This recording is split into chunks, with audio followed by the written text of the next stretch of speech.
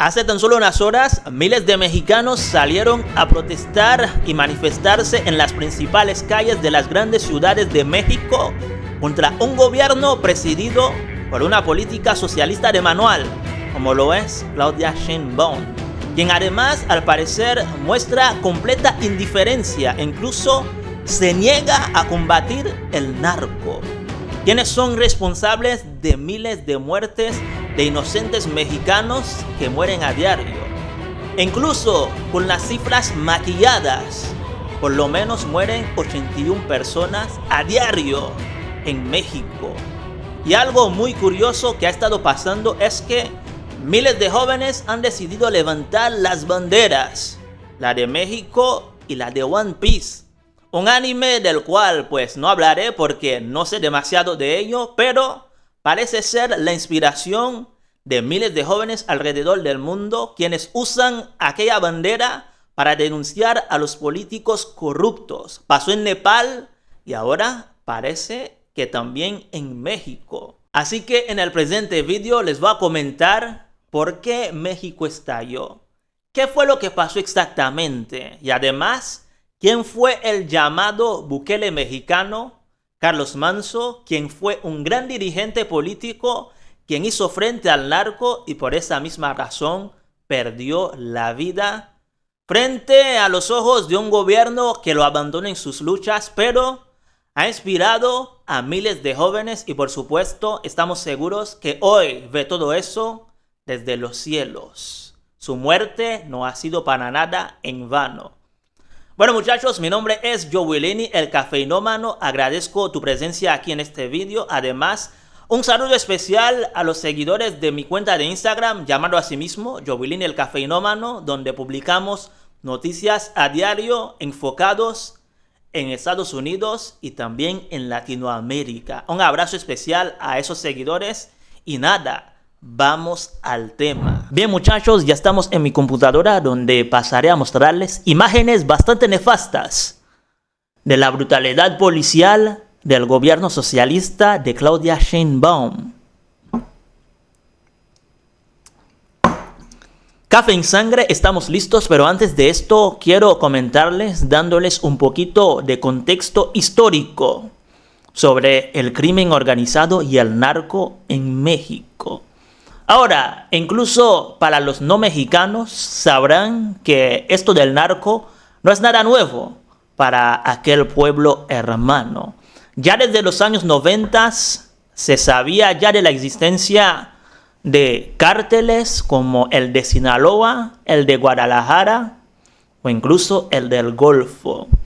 También es cierto que estos se han ido fragmentándose, ya que no hay solo un gran cartel, sino que hay redes criminales, células locales y bandas criminales que atosigan a un pueblo que prácticamente tienen secuestrado.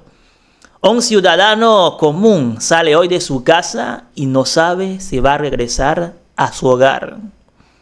Y además, muchachos, he descubierto un dato muy perturbador durante esta mini investigación que he hecho para informarles sobre el tema México.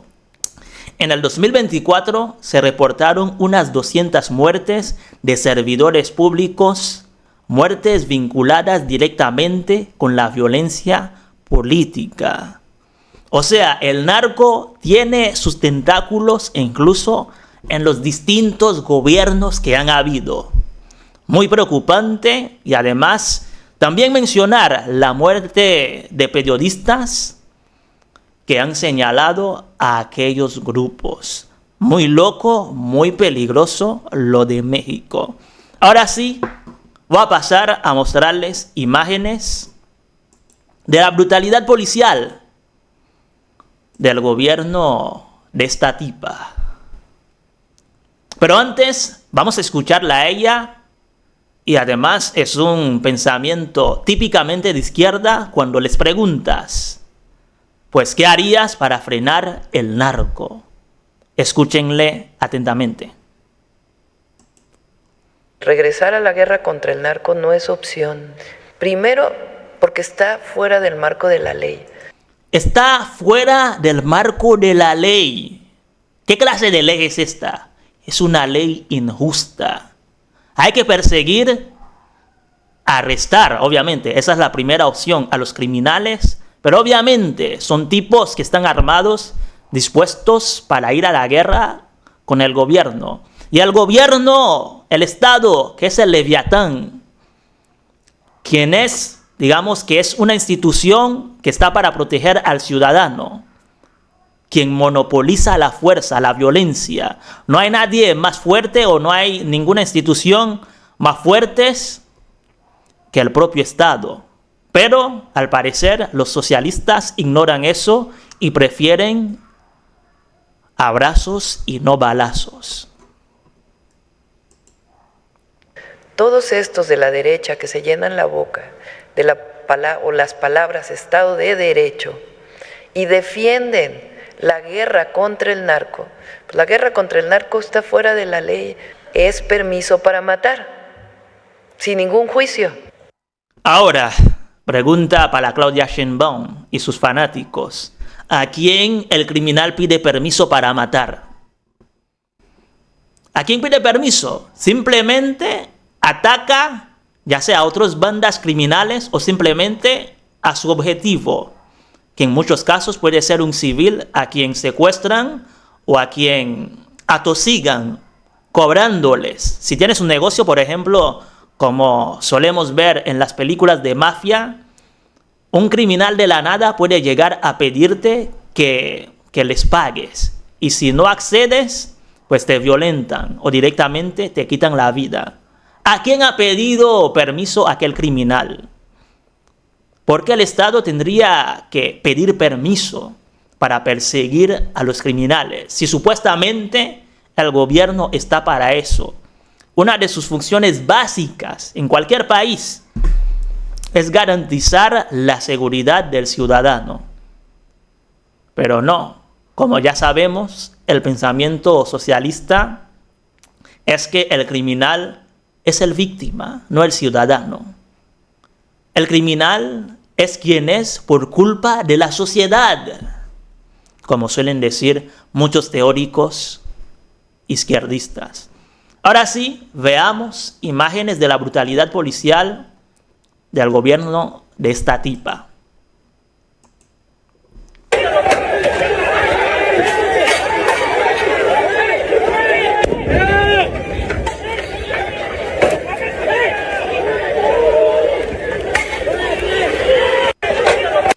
Increíble.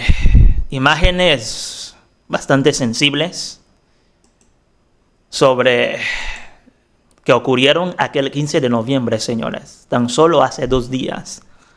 Porque esto se está grabando un 17 de noviembre. Muy loco la brutalidad policial y el silencio total de estos activistas de izquierdas o estos dirigentes políticos. Porque si el gobierno de Sheinbaum fuera de derecha, todos saldrían a criticar. Porque incluso yo siendo conservador, yo también criticaría estos actos, porque es inhumano, ¿no? Tanto que les encanta ser humanistas. Es inhumano patear a un joven quien ejercía su derecho a manifestarse y además ya estaba en el piso. Muy cobarde por parte de estos policías. Veamos más imágenes de la locura, de la brutalidad policial del gobierno de Sheinbaum.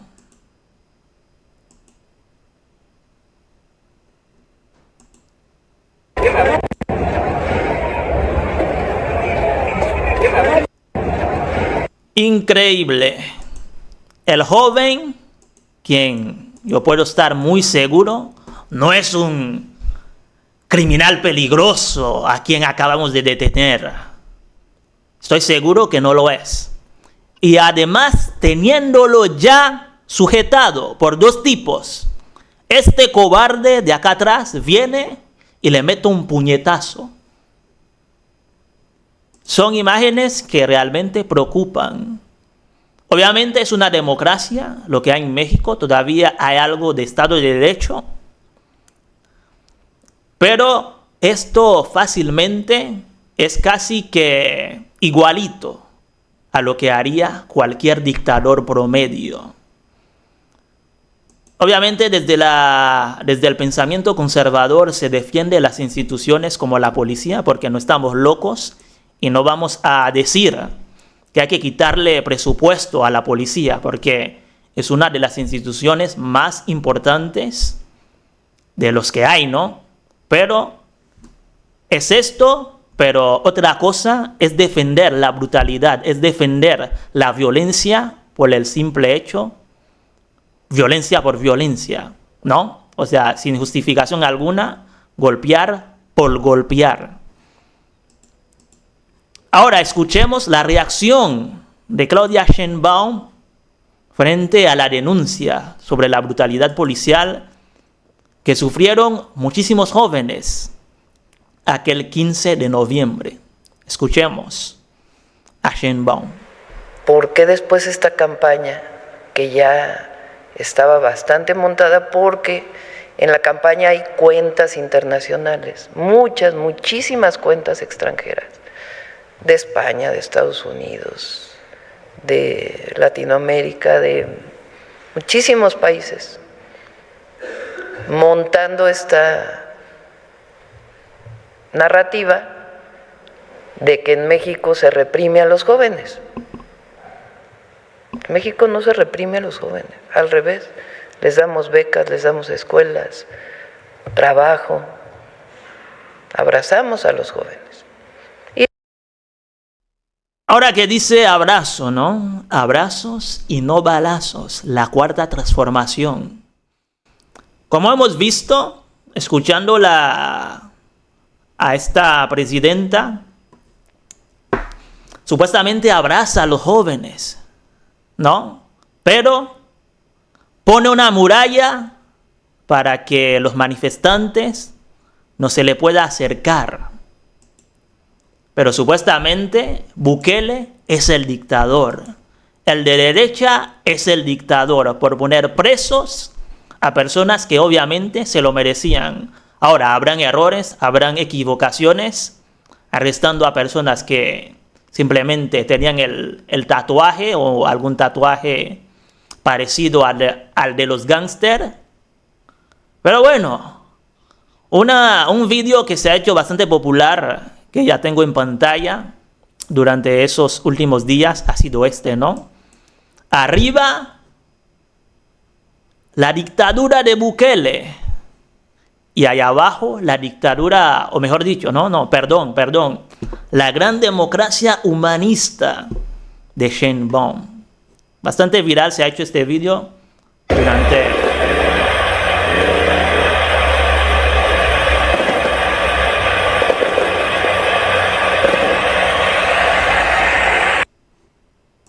Increíble. Pero la derecha es la dictadura, señores. Increíble lo que está pasando en México y obviamente nuestras oraciones para aquellos jóvenes, para el ciudadano de a pie, el ciudadano común que sale a manifestarse, a protestar contra un gobierno que hace la vista gorda frente al crimen organizado. Ahora que hemos visto la cuestión de las manifestaciones, y por cierto, habrá otra manifestación el día 20 de noviembre para seguir protestando y manifestándose contra un gobierno que no hace nada frente a la delincuencia, frente a la inseguridad que sufren sus ciudadanos. Bien, ahora hablemos un poquito de la muerte que detonó todas estas protestas, el llamado Bukele mexicano Carlos Manzo. ¿Quién fue Carlos Manzo? Pues Manzo fue uno de esos políticos exóticos, ya que en la política tradicional no solemos ver a gente responsable, trabajadora y además valiente, muy valiente. Ya que enfrentar al crimen organizado en México no es poca cosa. Además, Manzo fue un padre de familia quien hoy ha dejado a 2 hijos huérfanos y además a una mujer viuda, la señora Grecia Quiroz García, quien además, tras la muerte de Manzo, asumió como alcaldesa sustituta en Uruapan. Pues el asesinato del señor Manso fue la gota que colmó el vaso. Fue el detonante de todas estas protestas y manifestaciones, masivas, lideradas principalmente por la generación Z. Bueno, el señor Manso fue asesinado un 1 de noviembre, o sea, tan solo hace unos días, o sea, no fue hace demasiado tiempo, en su ciudad, en Uruapan, de donde él era alcalde. Además, para hablarles un poco de la trayectoria del señor Manso, es que inició como político en Morena, un partido socialista. Así, ni siquiera era de derechas, pero con empezar a cumplir, con querer hacer las cosas bien, con políticas de mano dura contra el crimen, pues obviamente se le asociaba a la derecha. Lo llamaban el Bukele mexicano, aunque él se hacía llamar en su ciudad como el del sombrero, ya que, como vemos en esta imagen, siempre cargaba un sombrero. Bueno, lamentable la muerte de un tipo que realmente quería hacer un cambio. Hoy en día, su familia, encabezada por su esposa y su hermano, quieren seguir el legado del señor Manso. Ahora, a continuación, les quiero poner un vídeo que resume bastante bien los ideales del señor Manso. Cabrón que agarremos armado y agrediendo a la gente, lo vamos a batir. Carlos Manso. A mí no me puso la maña, ni me puso la corrupción, ni me puso ningún cabrón más que el pueblo. No vamos a permitir más extorsiones, ni que anden robando a la ciudadanía, ni que anden... Digo, a mí me quedan 3 caminos, Carlos, en esta lucha. La cárcel, porque incomoda a uno intereses políticos delictivos y se utiliza el poder para perseguir a la gente que te incomoda. La muerte, como ha pasado con muchos políticos, con muchos presidentes, con muchos actores de vehículos que se recuperen por reporte de robo, se tienen que entregar de manera gratuita a la ciudadanía en lo que se da con el...